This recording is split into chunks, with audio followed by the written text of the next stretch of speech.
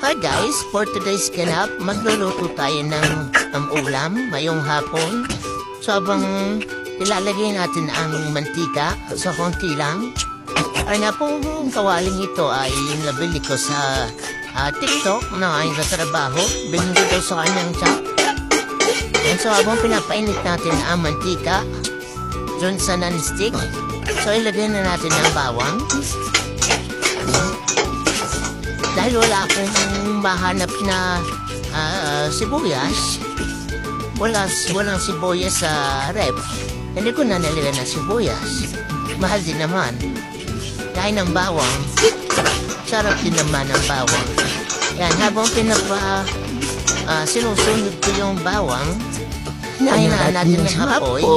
Yan, mahinaan ng apoy para hindi masunog. Hinalo ko nung hinalo yung bawang hanggang sa umumoy. Yan. Habang pula na nga yung bawang natin, so nilagay ko na ang kasunod na. Yan, sinunod ko na yung giniling na pangulam. Haluin pa natin yung haluin hanggang sa sumama yung giniling doon sa bawang. Yan. Haluin pa natin yung haluin. Next natin ang tira namin kaninang tanghali na adobo. So sayang naman, sinama ko na din dito sa paggisa dito sa giniling at saka dun sa bawang. Aking takloban ng mga ilang segundo. After 5 minutes, tara na ang bango-bango ng aking nilutong pangulam. Habang hinahalo ko ng hinahalo, guys, bilhin na kayo para dahil malang pangulam din dyan sa labas, nagluto na ako dito sa amin. So nagayat ako ng talong. Yan. Sinamahan ko siya ng talong para madami. Kung umabot man ng bukas ng umaga, di almusal na namin. Tapos hinugasan ko yung talong. Ayan. Alin mo, hinugasan ko na kanina, hinugasan ko ulit. Ayan.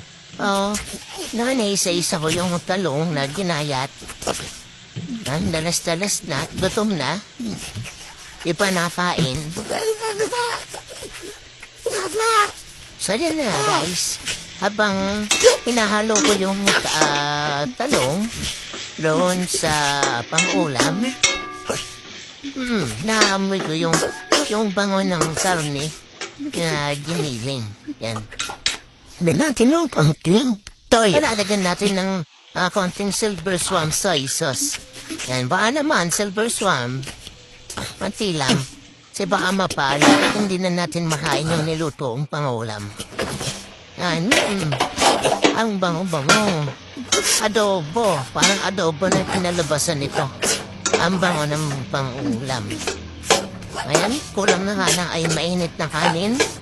Talagang sold na ang hapunan.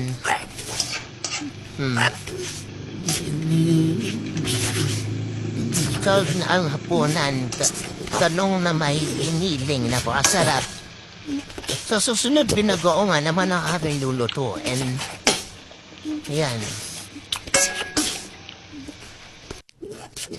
Yun na nga guys, pagkatapos noon, pinainit ko yung kawaling ng stick at magpiprito ako ng talong na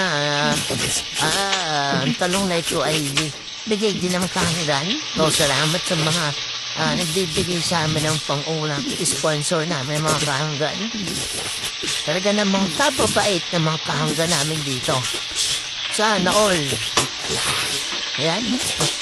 Habang binaligtad ko ng binaligtad na rin talong, naliyo na. O rin nakakahit lang ang talong na rin, tayo nakatansik na dito sa kawali. Habang pinapainit ko nga ang talong. So guys, hanggang dito na lang. Thank you for watching.